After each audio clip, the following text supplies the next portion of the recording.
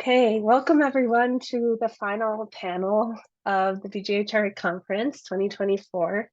My name is Emily Frazier Rath, and I'm the Executive Director of Education Initiatives for the BGHRA.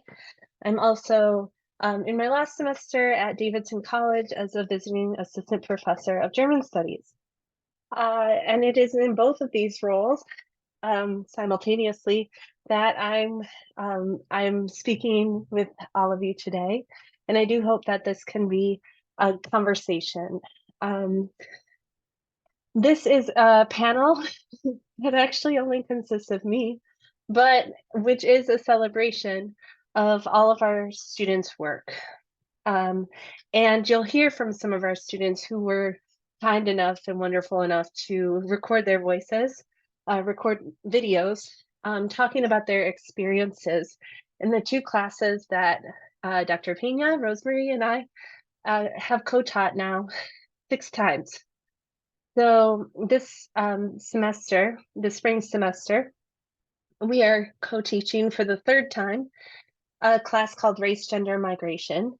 This is for students enrolled at Davidson College, which is a small liberal arts college located just north of Charlotte, North Carolina.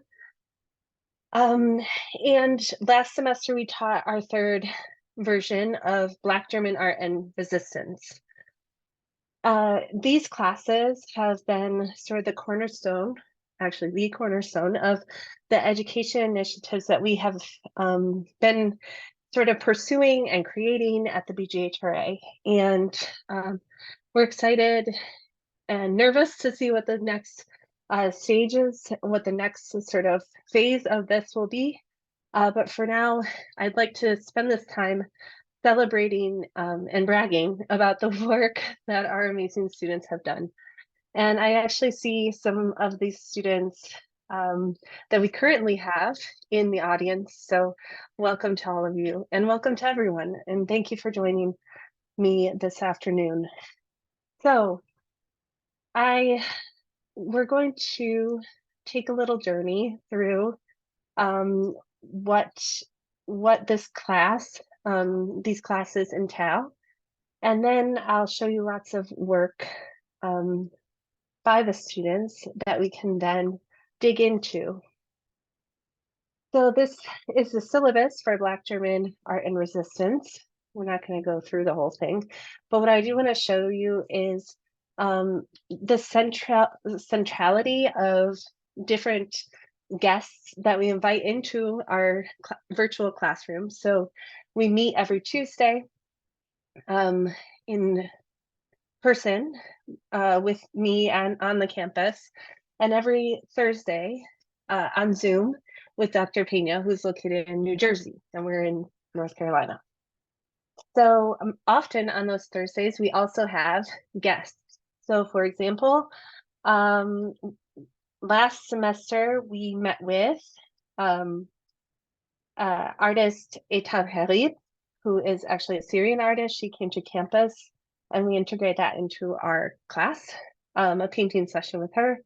Elizabeth Clark Hasters, Zahri and Lena who we heard from earlier in this conference.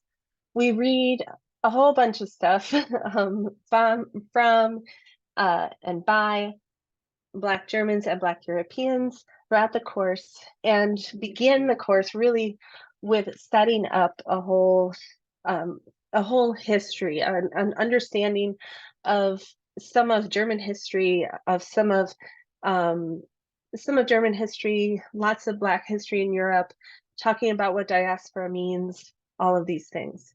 Last semester, though, as you can see, things turned were a little bit on their head. We started with Sam Saxon, as we later invited the cast and crew, or cast and creators of the Sam Saxon series to campus. And so we had about 2 full days with them. And so forefronted this work in our class, later than returning to questions of diaspora and that sort of thing. But the classes are really conversation classes. They're discussion classes, and they center the voices and the narratives and the works of Black Germans and Black Europeans.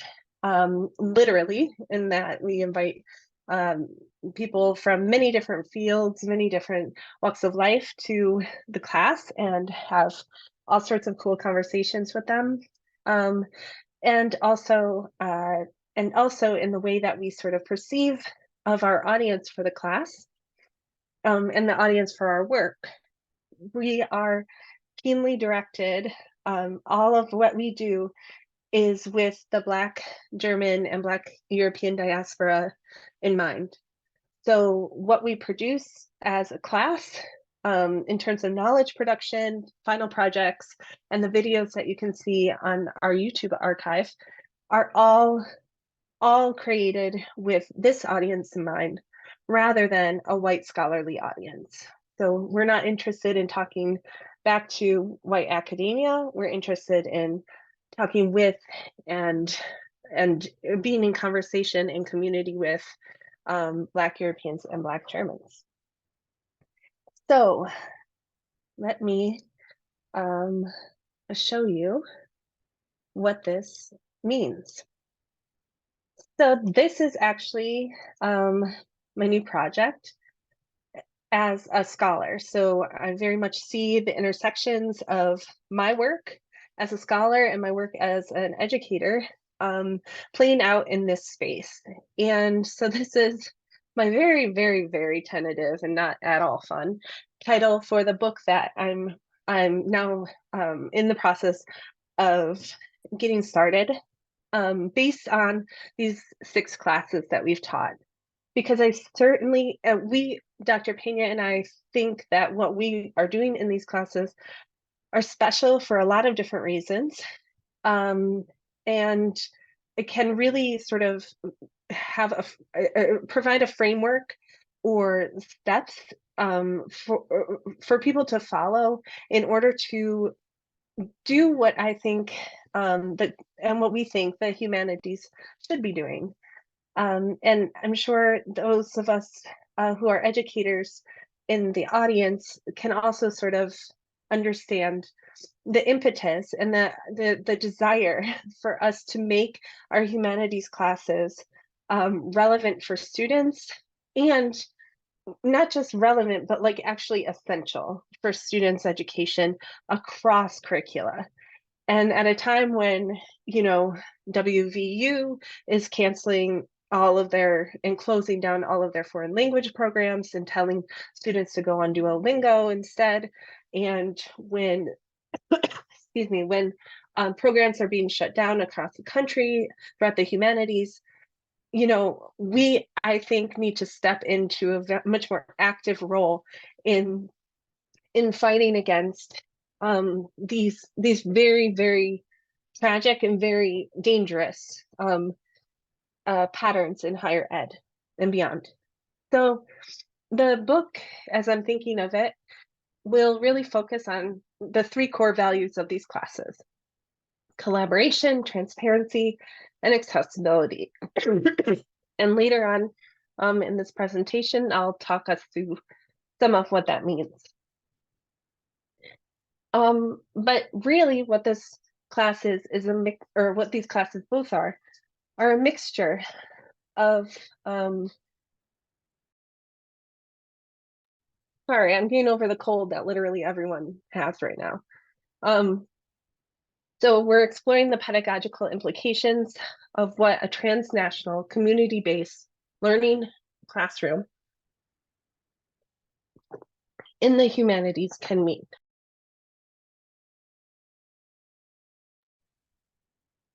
We have maximum student involvement at every stage. So as I mentioned, excuse me, these are not discussion-based, or these are discussion-based classes, not lecture-based. All of our work is public-facing and free, right? Our videos on the archive, for example. I will not die during this presentation, I promise. And the digital and the digital humanities. So it's a space for us to bring together public-facing humanities in the sense that everything that we produce for the class, the conversations that we record, are on the YouTube channel. The final projects, which you'll see a bunch of later, are on the website, open access, free to the public. And with Sonia and the panel yesterday talking about the digital humanities aspect, the kind of back end work that's going into archiving and actually taking all of these videos and making them much less ephemeral, but also, acknowledging what that means. We are contributing to the digital humanities.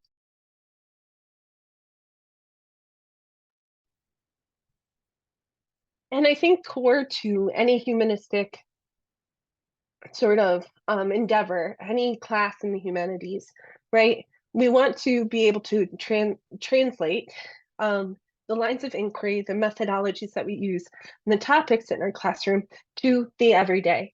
And I think the main core question when we're talking about this specific mode of humanistic sort of interaction, the humanities in the college classroom, the core question is really, how do we relate to each other, and how can we relate better to one another outside the classroom, but also within it?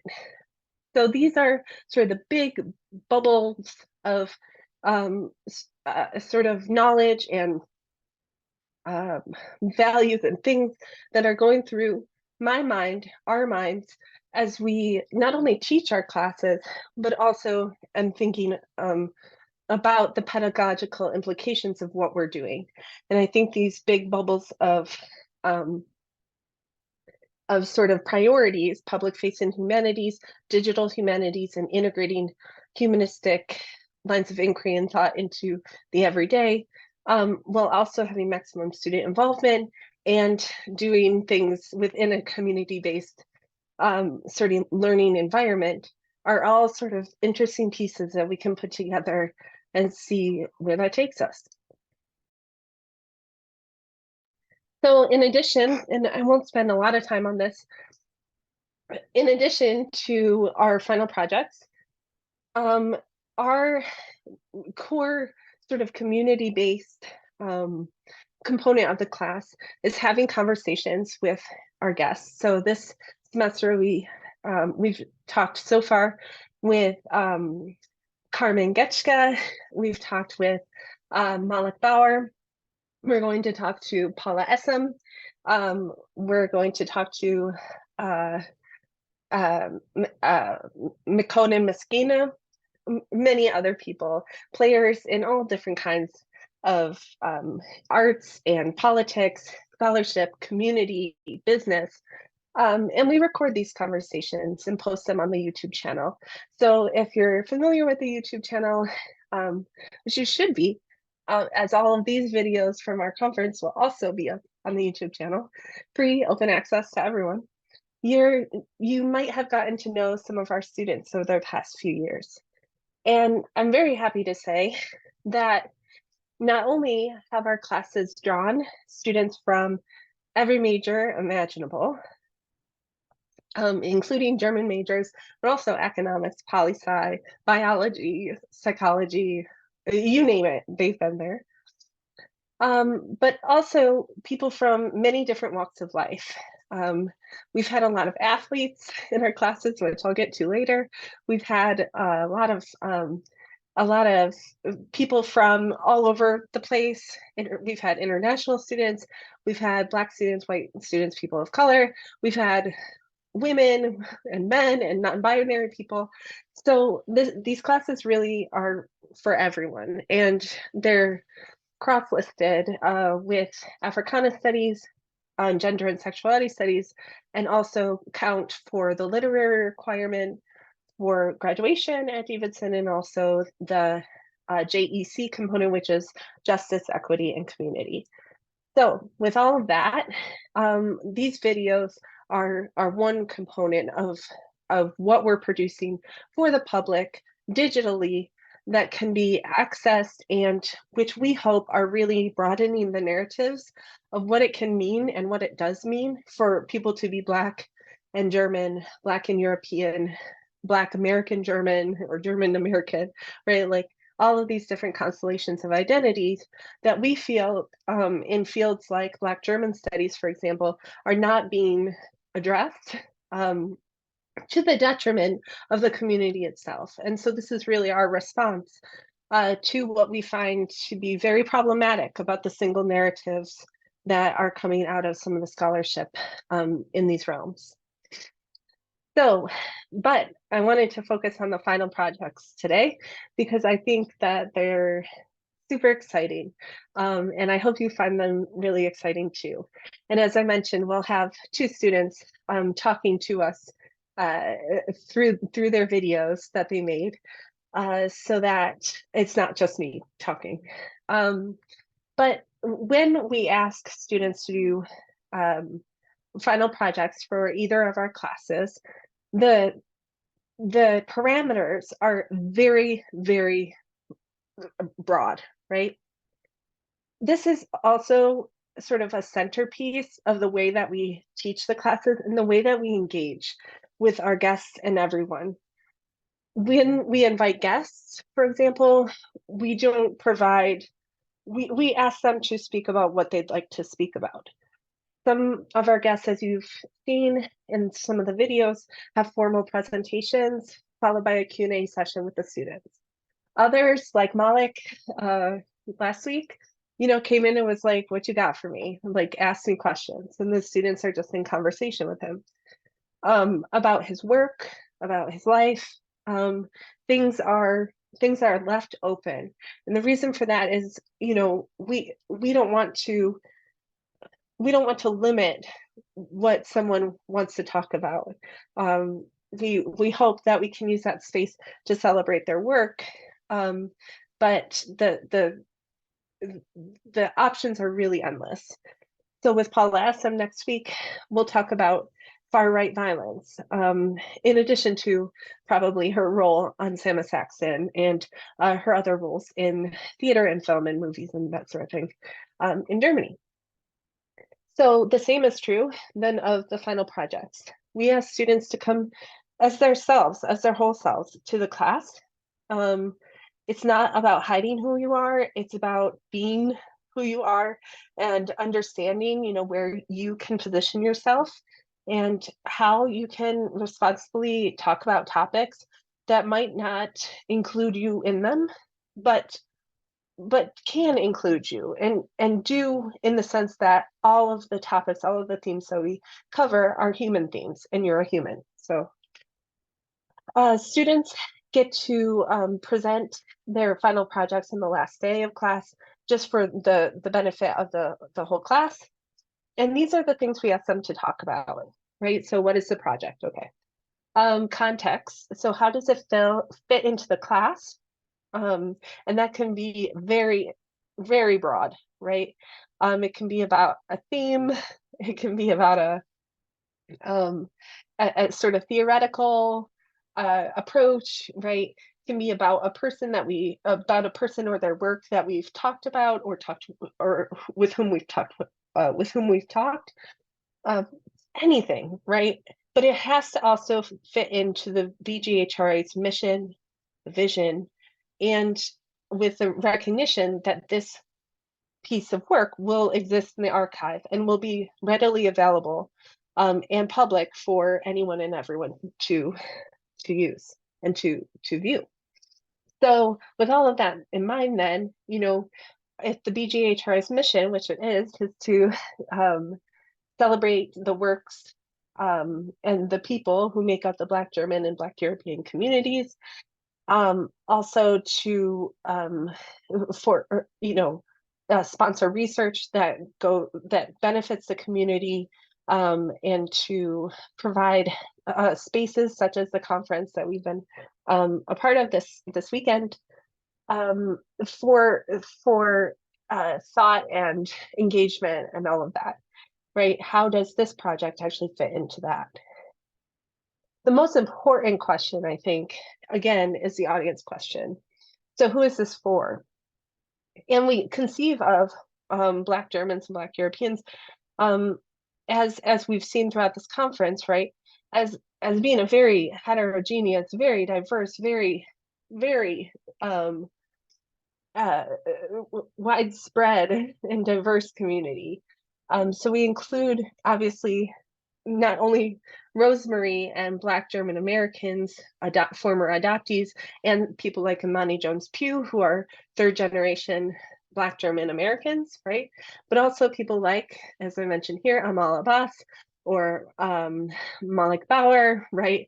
Who are living in Germany, who are Black and who identify as Afro-German or Black German. The positionality of the students is also an extremely important part of this. We are teaching at a primarily white institution, a PWI, in the South, which is not to say that all of our students are white, right? We have a diverse body of students that is definitely heavily white, but not solely. And we need to keep that in mind, and we do keep that in mind as we teach our classes. And we like students to come away with the skills for not backing away from difficult topics, um, not not centering themselves necessarily in those themes, but with the language and the confidence and the skills and the tools to talk about and talk with and talk across difference, however that might be. And what we find is that, for example, last spring, we began our class by asking our students to conceive of and think about how they would identify themselves. And we got a lot of, I'm a cisgendered heterosexual white guy from, you know, somewhere in North Carolina. I grew up middle class, this kind of thing, using these identity signifiers to position themselves vis-a-vis the material, to really express that they are not present in the content that we're talking about. But as I mentioned before, they are present in the content that we're talking about because we're talking about humanness and we're talking about humanity and we're talking about people. And so they are. And so at the end of the class last semester or last year, we asked the students again to reflect upon, how they would identify themselves. And students, and this was not prompted. This is just like, we just asked them. And they started saying things like, I think I'm a blossoming artist, or I'm someone who likes to paint, but I'm not good at it. Or, I'm an athlete who also likes to watch movies, or I'm interested in politics and I am also a good cook, or things like this. So that the whole language of identification becomes less about sort of these external identity signifiers and much more about someone's inner self, inner understanding of who they are, which I think is a core part of what we do in the class is is not only understand how difference is constructed, and it is constructed and has been constructed, but also how to get beyond those constructions to the core human part of all of us. And so that's, I think, one of the main celebrations that we can have in our class. And I hope you see that play out in some of the projects that I'll show you. And of course, sources.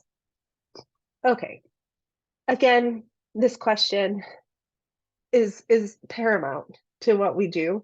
And I think at the core of why our classes work and why they work in these special ways.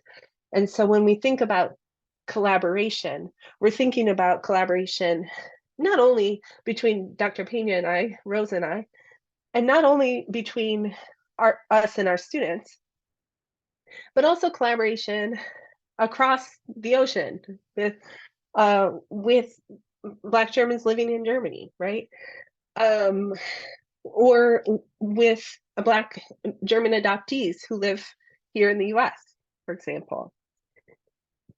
And so we focus on obviously perspectives um, and ideas and people and works in these in this broad and huge community, and centering them at every step of the way so that we only engage with works, scholarship, etc., that is either by Black Germans and Black Europeans themselves, or responsibly engages with them. And we have our definitions of that, which is something we can talk about later if you'd like. Um, and I think part of this all, and as we'll see in some of the projects that students have done, is expanding the access um, of knowledge, in knowledge that exists only in German, knowledge that exists only in English, or in other languages, like we saw yesterday in Wolof, for example, and sort of expanding the way that we can talk to each other, not only very concretely through translation practices, but also expanding the conversations across the ocean and beyond. And this all has to do with, I think, the keyword of this conference and maybe the centerpiece of everything that the BGHRA and that Rosemary stands for, is rekinning. And so when we are doing this work, students are part of this process, are bringing together narratives that have not been brought together before, or that have not had the opportunity to blossom before because of the relative violence in fields like Black German studies that focus only on, narratives of trauma and this sort of thing, and only really on Black Germans living in Germany. We include the adoptees, and we include anyone and anyone who kind of works, whose identity exists in within the words Black, German, European, diaspora.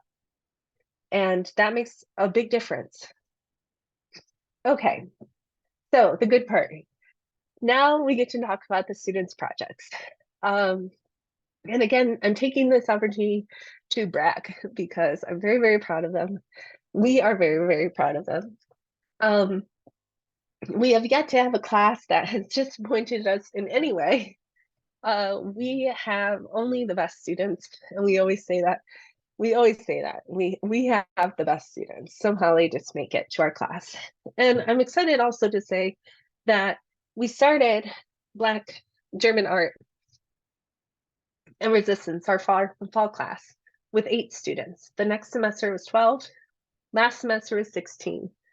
We started our race, gender, migration class with 7 students.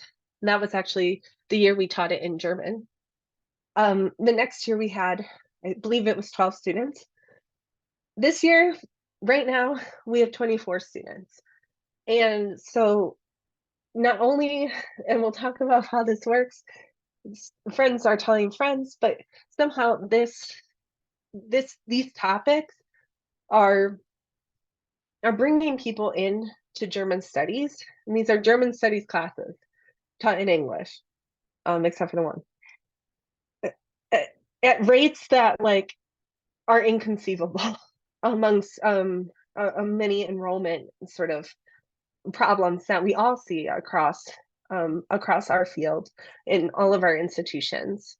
And there is evidence that it's working, not only to bring people into German studies that would not have otherwise taken a German studies class, but then you keep them in the classes. They have 2 classes under their belt in German studies. And then you say, hey, you need language. Why don't you take some German? And so we have, three students who have taken Black German Art and Resistance last semester, Race, Gender, and Migration this semester, and will enroll in German 101 in the fall. And that's a real celebration. Okay, but back to the students themselves.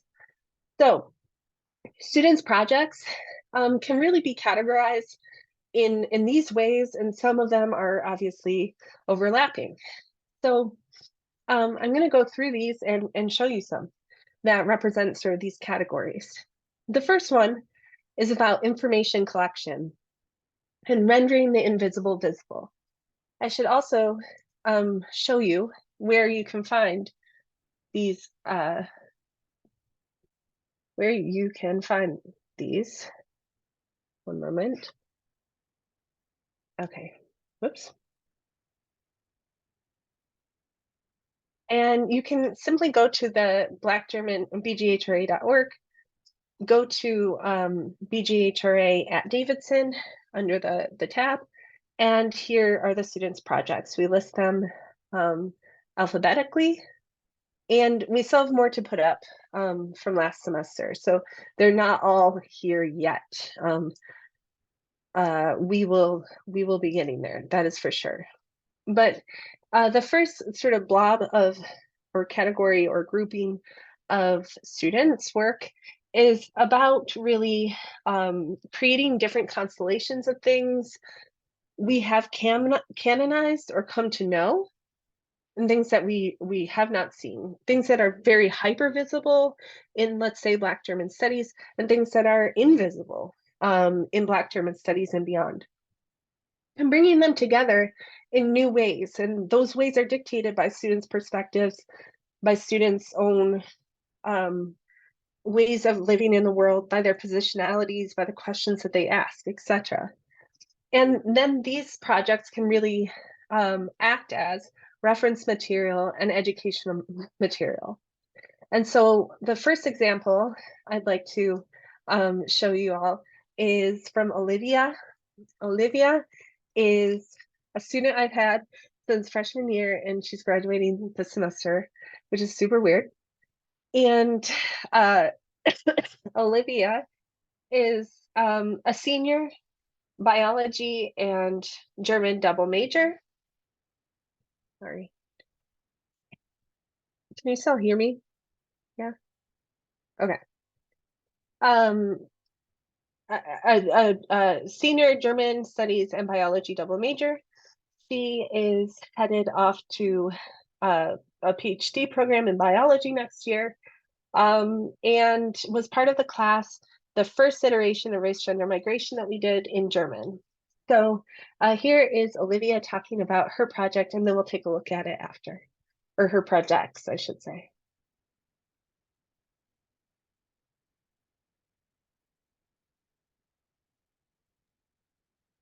No audio. Yeah, hold on a sec. It didn't like me opening the window. Okay.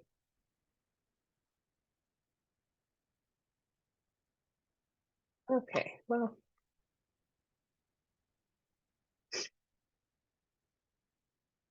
Okay, here we go. Hi, my name is Olivia Howard. I am a senior at Davidson College and I am in the German department. And so I'm just going to share my kind of experience through one of the courses I took a few semesters ago with Dr. Frazier Rath on race, gender, and migration, and just talk about my experience and just the things that I learned. So in that course, we spent a lot of time just kind of looking into the different perspectives that are usually not showcased in the German studies discipline. And so we spent a lot of time learning about the history of Black Germans and just general marginalized groups in the German context. And so this class was really impactful for me as being kind of in the German discipline for multiple years before coming to Davidson. This was the first class that actually showed me a different way of looking at German history and showing me communities that I honestly had not a lot of information on. And it was really just encouraging and really uplifting to be able to learn about the history of Black Germans and Germans who have been kind of forced to integrate into a certain identity rather than kind of uplifting their own. And so throughout the course, we spent time talking to different directors and getting personal experiences through Zoom calls. And so it was just a really kind of learning semester for me where I learned to appreciate and learn how to correctly uplift these voices that have previously been silenced. And so one of the biggest parts of this class was the culmination of our trip to Berlin. And so during our time in Berlin at the end of the class, we got to partake in a lot of activities that really put what we learned in the class into practice. And so we went on a couple of tours around Berlin. We went on a post-colonial tour, which was really eye-opening just to see how much colonialism is still alive within the city and just learning about the different practices that people are taking today to kind of reconcile those colonistic practices and just kind of acknowledge the history while also paying recognition to those who were impacted.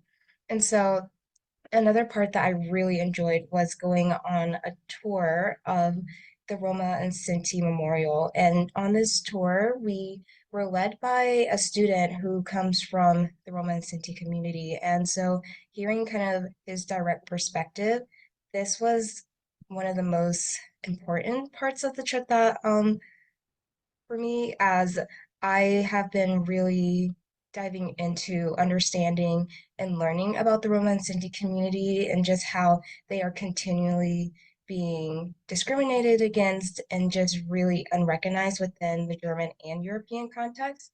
And so it was really enlightening and important for me to hear the perspective of someone who comes directly from that community and to hear him voice how the German government has been helping to kind of reconcile the current discrimination that's going on and also how they're continuing to promote it. And so just being able to have that interaction, it really allowed me to see how what I learned in the classroom can then be taken and seen in real life. And so that's what I really enjoyed about not only just taking Dr. Frazier's classes, but just learning this type of history is seeing how it plays out in the real world and also just being able to connect it to my own personal experiences as being a Black American. And so another really cool thing is that we went around Berlin and we got to see the Stolpersteine. And so I also come from a Jewish background. And so growing up, I knew a lot about German Jews and the history. But what I didn't know is that there were also afro-germans who were discriminated and prosecuted by the Nazi regime. And so during our kind of Stolpersteine walk, we got to go around the city and find these stones that are finally being placed for the Afro-German victims of the Holocaust. And so that was really impactful. And I really enjoyed that piece of history that I got to kind of learn and kind of just sit with.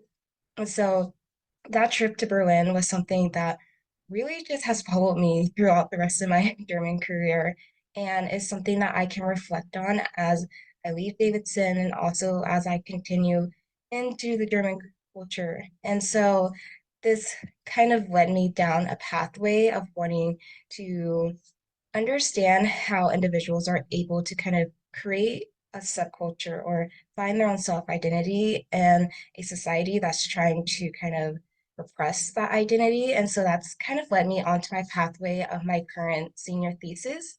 So I'm in the process of writing my senior thesis, and it's on the subculture and the building of self-identity in the former East Germany, the BGHRA under the regime of the Soviets. And I'm looking at how the people were able to find self-identity and build a culture of resistance through the use of fashion magazines and just cultural kind of tools.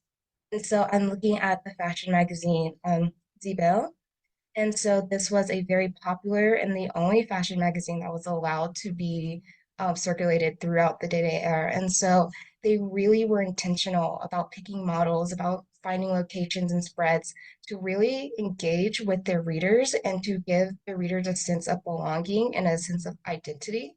And so through kind of them operating as a fashion magazine, the government really didn't take them that seriously. And so while there was censorship, the magazine tried their hardest to kind of go around those censorship rules and really display to their readers what they felt was reality and to give them a different picture than this utopia of that the Soviets were trying to push into humanity. And so I think the information and just the learning experiences that I've had from that race, gender, migration class and to now has really helped to kind of solidify my interest in my thesis as well as really kind of prioritize finding those direct perspectives and understanding of how East Germans felt during this time living under kind of a different rule, and then also how they were able to kind of build a culture and how that mindset has kind of continued into current Germany today, where there are still tensions between the East and West. Although Germany is one country, there are still those remaining small tensions that still exist. And so that's kind of what my thesis is looking at, and I'm really excited to really dive into it and get it written. And so, yeah, and so I just want to thank the BGHRA and also Dr. Frazier for allowing me to kind of share my experience and everything, and to kind of come on here and talk about it. So, yeah, so thank you. Okay, so that's Olivia, and I'm very honored also to be her thesis advisor. And what I find particularly interesting about Olivia's work is that um, it has nothing to do with what we talked about in our classes, but our classwork inspired her to look into sort of alternative narratives, counter narratives, and that sort of thing. And that's where she found Sibylla. And so I'd also like to show you the work that she did in the class. This was, again, a couple years ago, and you can explore it more thoroughly on your own time, which I highly recommend doing. But her project was called Black is Art, and she writes, Black is art, and art is Black. When thinking about the scene of modern and contemporary art, the general association connects Black back to whiteness. If you were to Google German artists, there will be an overwhelming result of white faces and perspectives. But there are other individuals who are German and who call Germany home, yet do not share the white skin we tend to associate as German. As I embarked on my journey in this course, I was challenged to see new perspectives and become more intentional about elevating the voices of those who are not typically given a platform. When I saw the many artists visit our class, I wanted to task myself with finding an area where Black Germans are severely under-recognized and bring a platform to their stories. In this project, I've created a virtual gallery that highlights a few out of many Black German artists and their artwork.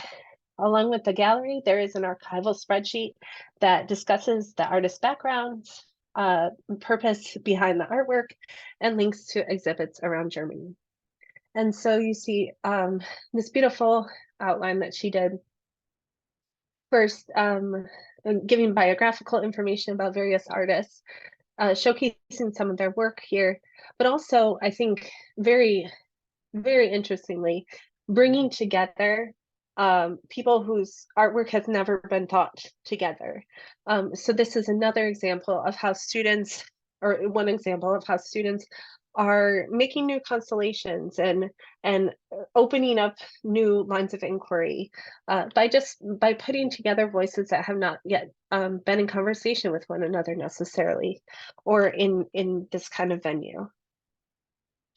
Another example, and so I want to thank Olivia so very much. Our students are extraordinarily busy, as I'm sure they are at many places, and many wanted to be here on the panel this Saturday afternoon, but unfortunately could not. For many reasons. Olivia had another engagement. We also have students on our women's and men's basketball teams who couldn't be here.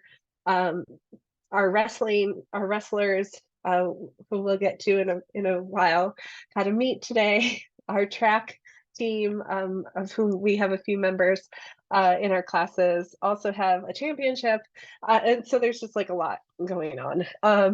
And so I thank them and Olivia again for her video.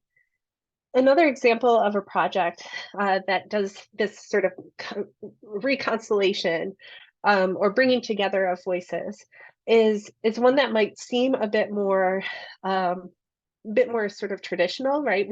We've seen how Theodor Vanya Michaia and Hans Massaquoi, how their narratives have been in conversation with one another, because of sort of their age and the fact that they survived the Nazi regime and so on, and because of the fact that they both wrote memoirs.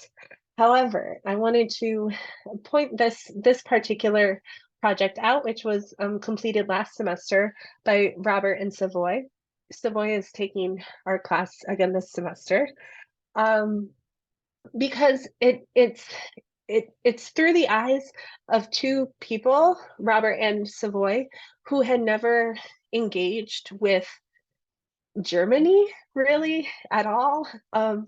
And coming in their first semester of their freshman year, right, wanted to sort of challenge themselves and learn about something totally new. So Black German art and resistance, what is that, you know?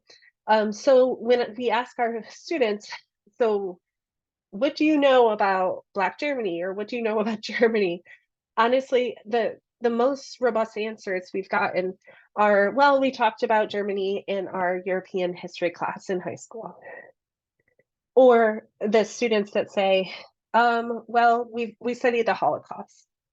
Uh, we there's not much else there, and so coming in, and so our students, you know, we have German majors, but we also German studies majors, but we also have complete newbies to German history, German culture, certainly not the German language, but we're seeing here, for example, their project through the eyes of two men who encountered this work for the first time and are putting together sort of these narratives for themselves without being led to do so, right? So they were really excited. They wanted to read memoirs. And so we pointed them to these because we also think that, you know, there are very few memoirs by Black Germans, uh, several that are very, very popular, including Theodor von der Michael and Hans Massaquoi. But, you know, how often do you get to put two Black German men into conversation with one another in a way that inspires us to consider the memoir itself as a genre? And that's what they're doing here. So they go through and talk about the lives of each man.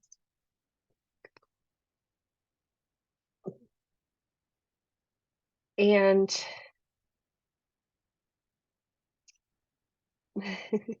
and then round it out with a conversation. This is Michael McKeetrade, who was our very first guest in our very first class we taught together, who writes about the Black diaspora in Europe.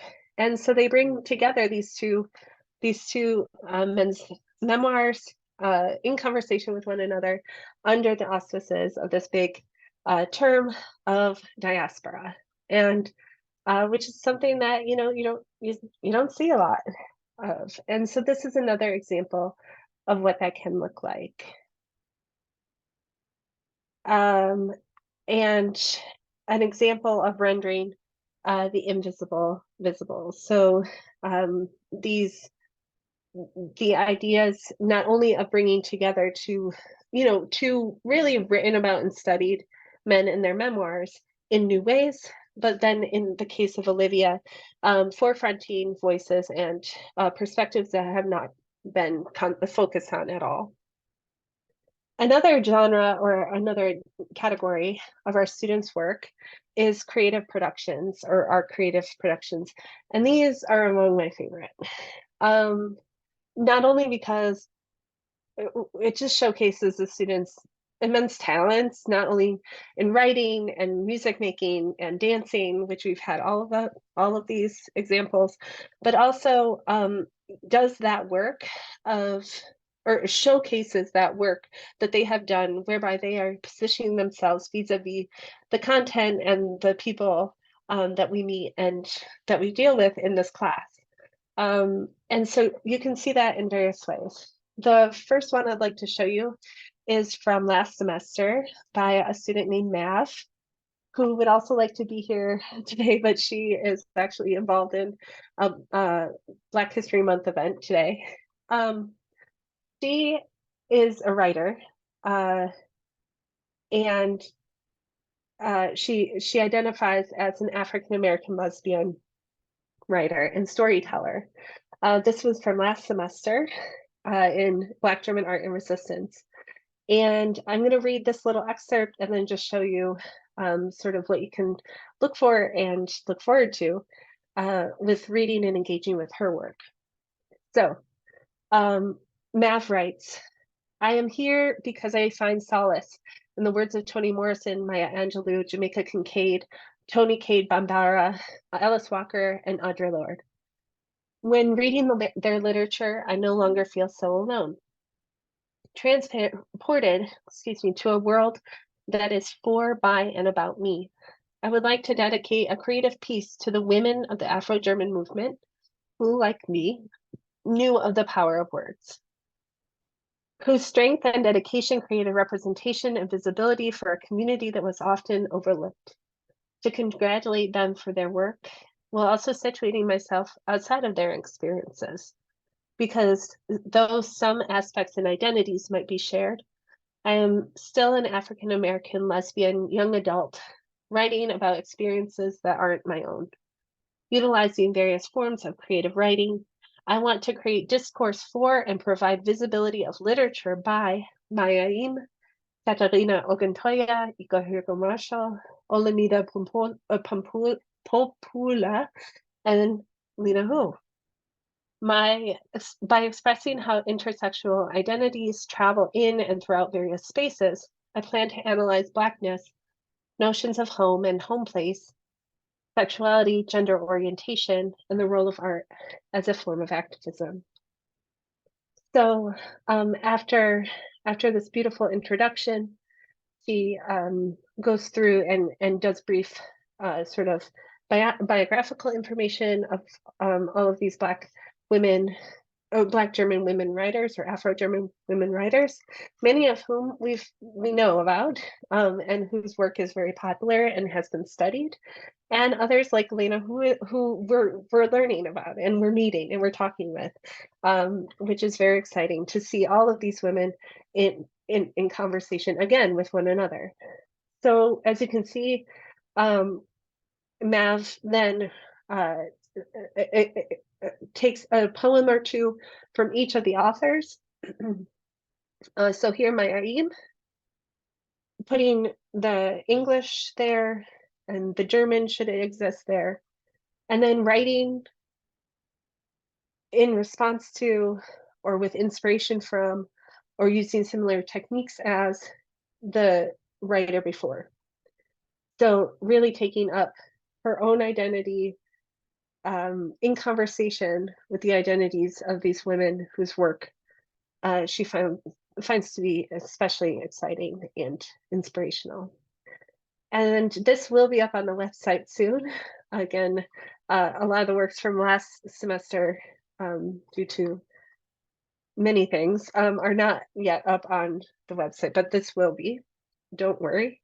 And so you'll have an opportunity to see how, for example, she takes Lena Hu's Nights, Sleep with the Ones, and also Listen, and turns that into Mourning the Morning, her own poem. And this poem, I Got Me.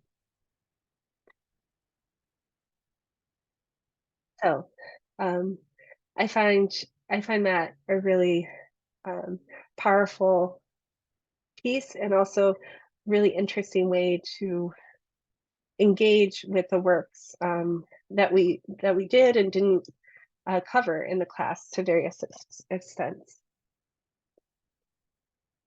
And I would also like to share Isaac's work Isaac is one of our track team members. So he is currently in our race, gender, migration class, but was actually in our last year's, so fall 2022, Black German Art and Resistance class. So he came back to us.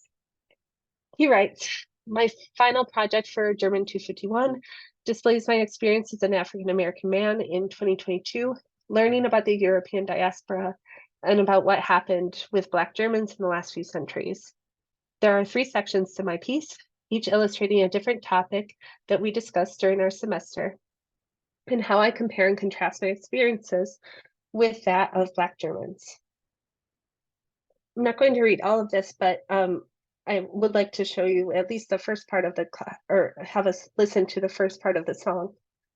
And for that, we need this context.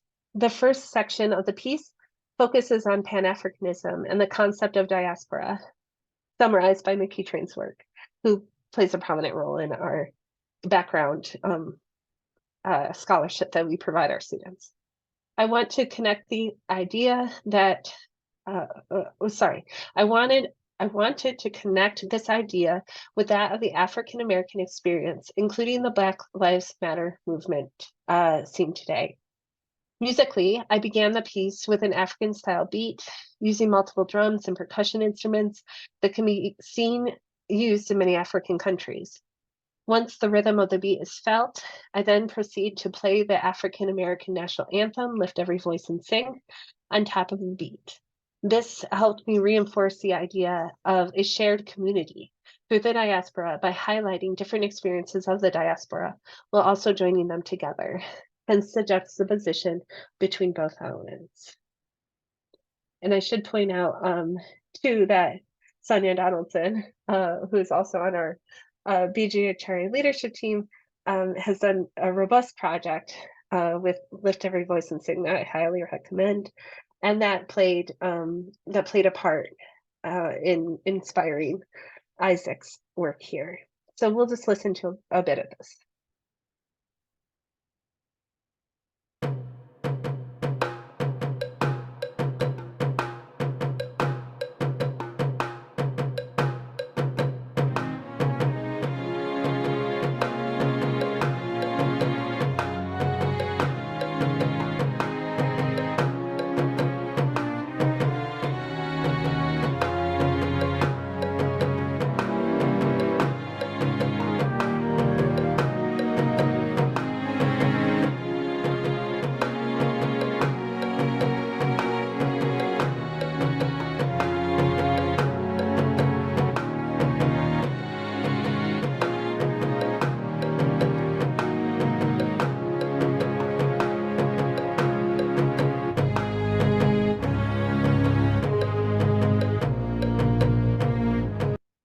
I really hate to end it, but I really encourage you to continue reading. The second section highlights his interpretation of the transnational adoption of Black Germans, which is a big unit that we typically do in the spring. And the last section is a testament to the reasons that Africans had for going to Europe, which we learned a lot about through the work of Robbie Aitken. Speaking of Robbie Aitken, another example of a project is this one, which is Ennis and Bryce's interview with Robbie Aitken last semester. That will also be up on the website soon. Robbie is a scholar of Black German history and Black German diasporic studies, as well as the Holocaust and Black German experiences. He's located in the UK. Okay, so going along here, the third category of student projects that I'd like to highlight are students who are broadening access to materials that are in German by translating them into English. As we know, because of the many complicated histories, but also just the general nature of the Black German and Black European communities, language in Black Germany, we have German, but we also need English often. in other contexts we need French or Portuguese or Wolof uh, or whatever. So this work is being done in order to bring, it's another form of sort of work that we're doing and that students are really doing to bring together the Black German community, rekindling across language barriers as well.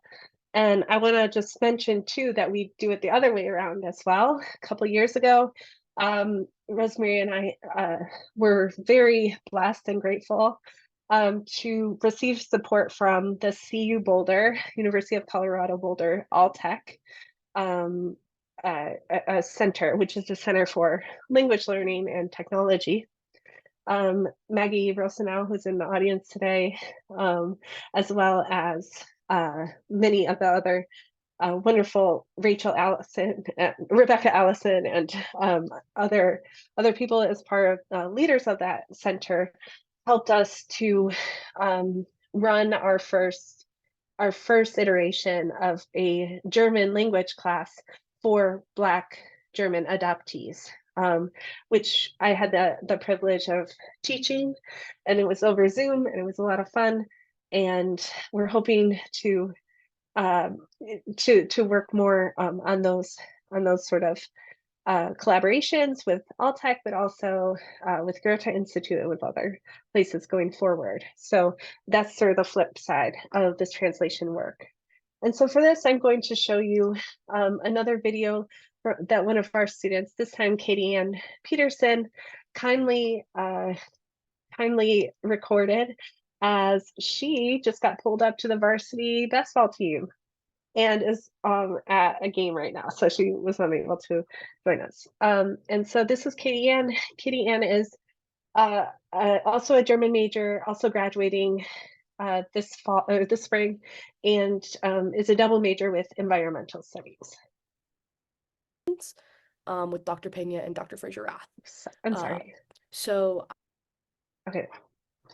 Hi everyone, my name is Katie Ann Peterson. I'm a senior at Davidson College, and today I'm just going to talk a little bit about some of the projects I've done and my experience in the classes Race, Gender, and Migration and Black German Art and Resistance with Dr. Pena and Dr. Frazier Rath. So I took Race, Gender, and Migration last spring semester, and as part of my final project for that, I engaged in a translation subtitling project for La Sophie Milagro. And here's a little screenshot of kind of some of the translation points as well as the video itself. And this was a really, really cool project because we kind of got to open up these talks to a wider audience by subtitling them in English and allowing other people to be able to see what's going on and see these conversations that everyone is having. And so this was a really, really cool project. It taught me a lot. I didn't realize the whole scope of what subtitling and everything meant. And yeah, it was a really cool project just to see how language can be used in many different ways to kind of broaden the audience. And yeah, I worked with another student on this, so together we subtitled 7 different videos, and yeah, it kind of allowed me to also learn more about, you know, these topics and things going on. And we also had the opportunity to speak with Lars Sophie, and that was really, really cool just to kind of hear about her work and why she does what she does, and kind of helping to continue to bring narratives to light that might not necessarily always be shown in the traditional mainstream media. So this was a really, really cool project, and I really, really enjoyed it. But yeah, so then going into last semester in the fall, I was in Black German Art and Resistance, and so my project in that class is I actually had the opportunity to help translate part of Dr. Pena's family tree from German to English, and here's a screenshot from that and a little picture. And this was just a really cool project. And I was very honored that she allowed me to kind of get into these intimate details about her family history on the German side. And yeah, I feel like in both of these translation projects, you know, I learned a lot about language itself. And so I ended up writing my final paper on language as resistance and using a couple different case studies, including um, Hawaii and how in Hawaii um, they have these immersion schools to continue to teach children native Hawaiian language, so that doesn't get erased by the dominant English language that the U.S. Uses. And yeah, so this was a really, really cool project for me just because I felt like I was getting to have a little glimpse into Rosemary's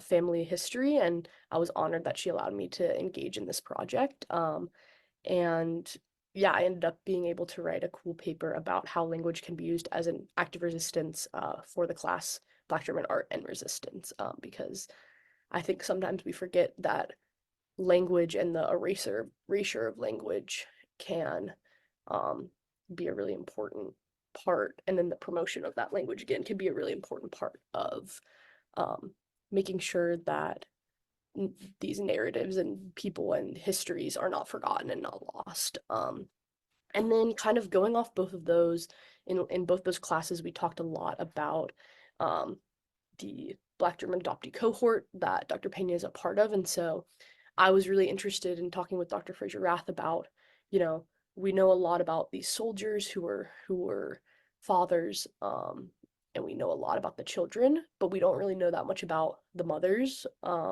And so kind of going off of that, I began working on my undergraduate thesis, and looking at the sexual relationships of women in the immediate post-World War II time period, and kind of looking at how this myth of Trümmerfrauen um, diminishes a lot of the other narratives of what women were doing at that time and what they were engaging in. So this picture here is called Weiße Unschuld, and it's just a very, I think it's an interesting portrayal of what the Trümmerfrauen symbol kind of means, and kind of used as an to erase that the Nazi history, but it also is used to kind of erase what women were also doing during this time period. And I particularly wanted to look at their sexual relationships because I was really interested um, in kind of these intimate looks into what their life was like. And so using those sexual relationships as, marriage and children, or, prostitution as a means to kind of uh, be able to promote themselves in society and get more food, get more ration cards, things like that. And so I'm still in the process of working on this, but it's been a really, really fun project so far. And I don't think I would be on this topic without um, the classes that I took with Dr. Frazier Rath and Dr. Pena. So I'm really looking forward to continue working on it. And those are kind of my three big projects and experience from taking these classes at Davidson. Um, and yeah, it's a topic I never had thought about before taking these classes. So it was really eye-opening and mind-opening for me. Yeah, so thank you. So that was Katie Ann Peterson, and I think she's being a bit humble here, because if you look at the amount of work that she did, and not only the decolonizing glamour talks, which she and another senior, no, he's not a senior, he's a junior major, did last spring, Gunnar Klingman. They fully translated 6 full videos in the Decolonizing Glamour series, which took them hours upon hours and upon hours to do. And we hope that their translations will be up soon. We're working with Lara Sophie about that. And if you look at what the actual translation work that Katie Ann did regarding the what am I saying? Familienchronik, or the genealogy book that of Rosemary's German side of her family. She did 29 pages of this, and so we're talking about an undergraduate with a full course load, an athlete on top of that. She put in the work and made these things accessible to a broader audience, which I'm very proud of. Very, very proud of her. So thank you again, Katie Ann, for sharing. The fourth and final sort of category of projects I wanted to highlight today are projects that really are an exploration of sort of various theoretical and methodological approaches that are maybe prevalent in other fields. We have one example of a project that Katie Qualshin, who is also a German senior major, did, that's on the website, where she took her expertise or knowledge in psychology and applied it to talking about transgenerational trauma in response to Amal Abbas and her work. That was in 2021, our 2021 semester. And really taking these sort of theoretical and methodological approaches that are prevalent in other fields and bringing them into a space where, you know, we haven't really engaged with them in the same way. And one example of that I'd like to show you really quick is Grace Catan, who, as you can see, is an advocate, writer, speaker, and Davidson College student. Who really worked on this concept of resistant spaces. So this is a theoretical concept that's familiar to people in sociology and perhaps also women's gender and sexuality studies, but you know, might not find an audience necessarily in German studies spaces. So to bring this in was really quite interesting, and I think she put her own flair on this. So she goes through and writes a bit about her own positionality, what a resistant space is, the concept of existing versus resisting, and so on, and how it's important to have resistant spaces as opposed to spaces where the individuals within those spaces have to be the resistors, which can be quite exhausting, especially for, in her case, she talks about what it's like to be a woman of color on a predominantly white campus, and how that can sometimes mean that she has to sort of be the resistor in the space rather than create resistant spaces or have resistant spaces where the space itself is resistant and the players within it don't have to expend their energy always sort of fighting against the status quo. And so I thought that was very brilliant, as are all of these projects by all of our students. And I wish I could tell you about every single one, but you really should go and explore them for yourselves. Now I'm coming to the end of my presentation, and I would really love to engage in a short conversation with the time that we have left. So if you have any questions about anything that you've seen or heard, please, you know, submit them via the Q&A function, and I'll tie us up right now. So in each of these cases, the students' projects, I think what pulls them all together, why we can look at them, not only because they, you know, exist because of these classes, but also because of the way that they're focused on our audience. And our audience is the community with whom we're engaged and with whom we become a part. So for example, when we went to Berlin with the first iteration of race, gender, migration with Olivia, we went to a beer garden with John and Jeanette and Josh Kantara, with whom we had conversations earlier in the class.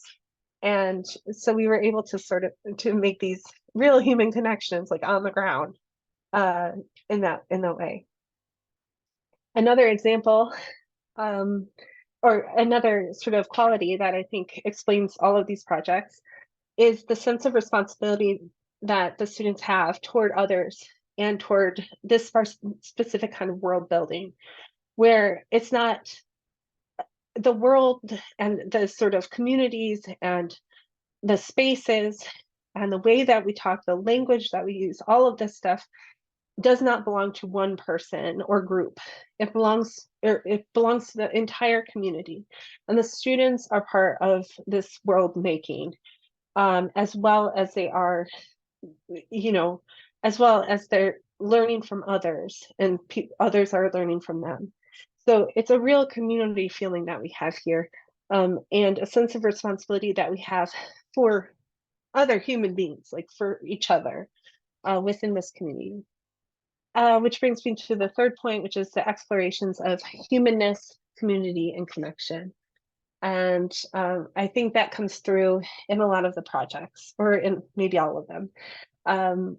This sense that humanity and the sort of feeling of humanity opens up. We can find connections across difference, however difference has been constructed. And we build these connections, as I mentioned, with the Kantaras in the beer garden, but also in real life here in the US. This is a picture of us last semester with the creators of Sama Saxon, including some familiar faces that we've seen through this conference. So Tyron Ricketts, who was all over Black Deutschland, all over Hart's film. This is, of course, Malik Bauer, who we heard from earlier, Ivy Plano.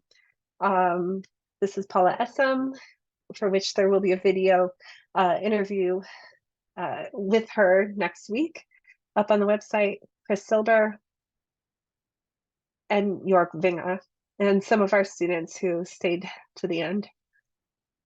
This is a picture of, this is probably my favorite picture ever. The picture of the wrestling team. So last semester, we had 16 students in our class, and 14 of whom were on the wrestling team, and 2 women, including Mav and Katie Ann, and they really held their own. And this is a picture of some of the wrestlers asking Malik, who had asked, he asked the wrestling team if there was any way that he could go to the gym in the morning, like how did he get gym access the following morning. Now, mind you, they had just flown in. This is on Sunday night. We're having this dinner together with students, faculty, and staff, and our guests. And when they heard that he wanted to go to the gym, they said, no, don't go to the gym. Come with us and to do a wrestling workout in the morning. And so they did.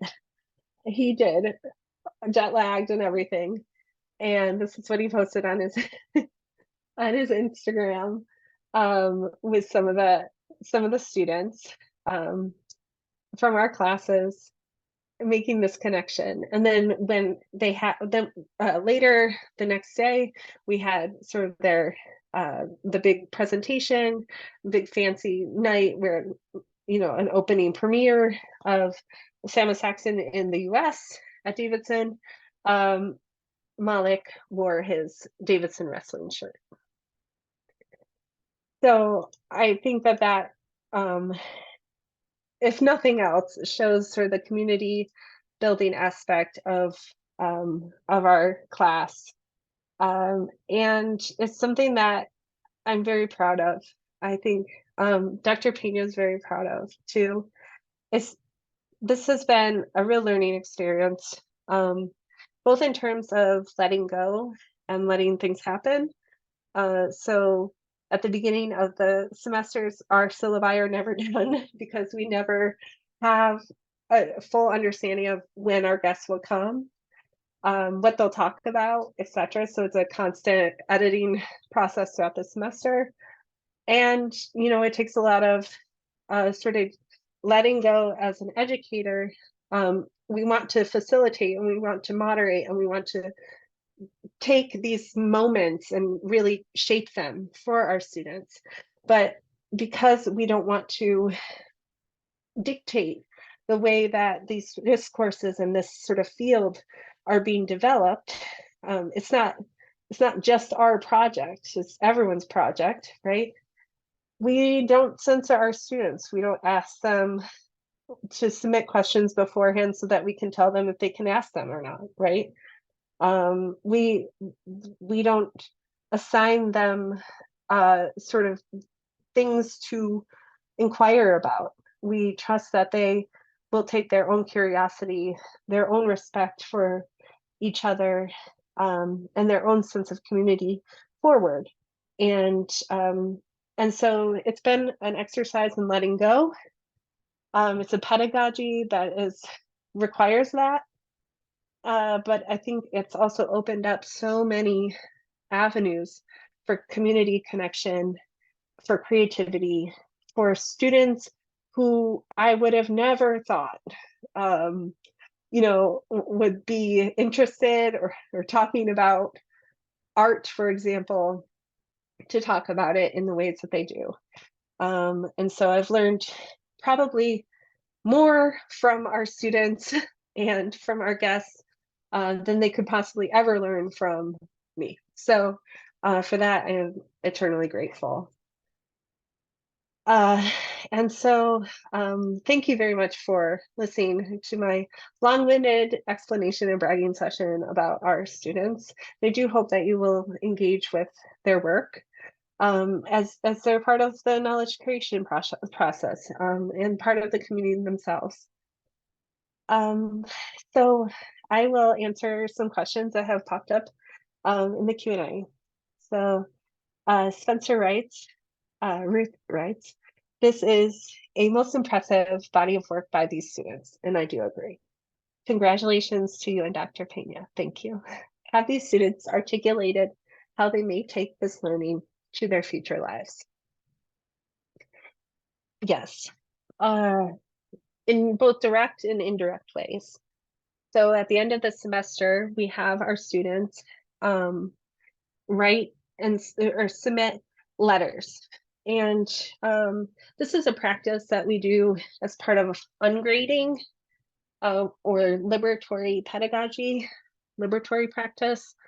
This is instead of assigning our students grades throughout the semester, we are in conversation with our students at the end of the semester in meetings and then also through these letters to assign them a grade that they feel that they have earned.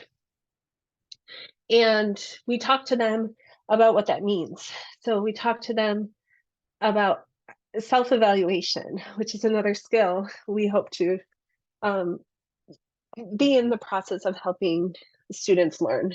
And that is how to self-assess and to set standards for oneself and that sort of thing.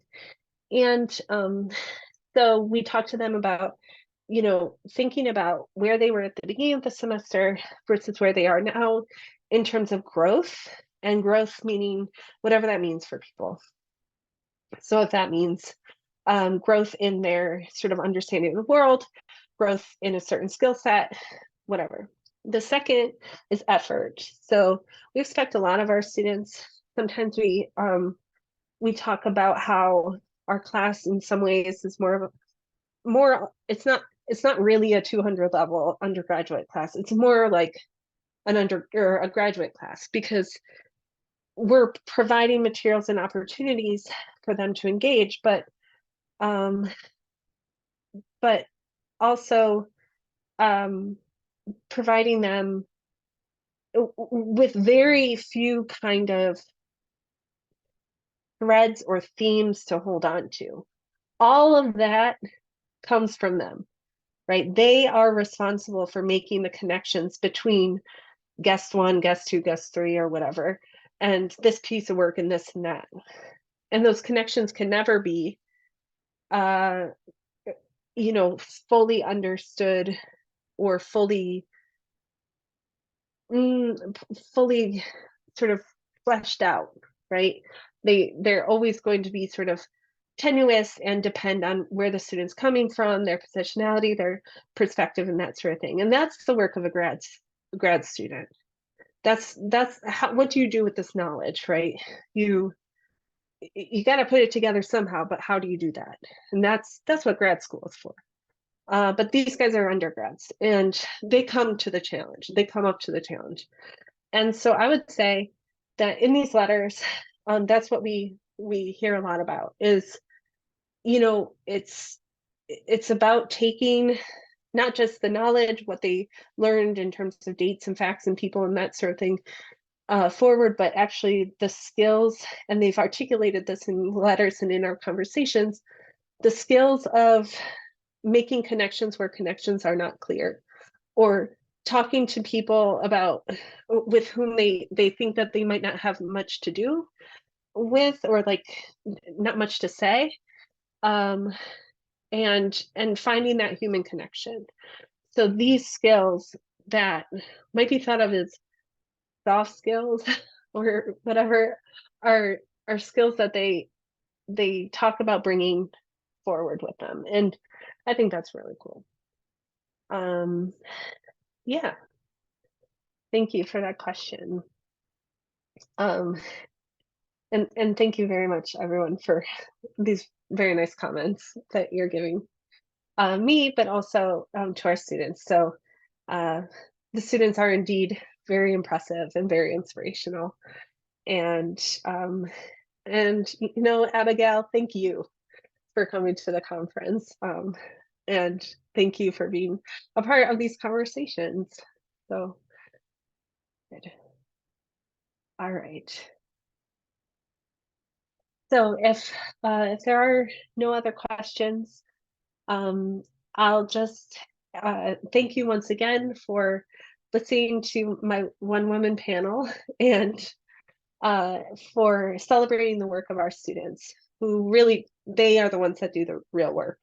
And they're the ones that are, you know, going forward and sort of changing the narrative and making connections and doing some really impressive stuff. So if nothing else, I would like everyone to come away with an appreciation for these students, but also all of our students who I think sometimes get, they get a bad rap for various reasons and that sort of thing. But in our experience, they really do the work, and their hearts are there, and we just really appreciate the way that all of our students have put themselves into their work.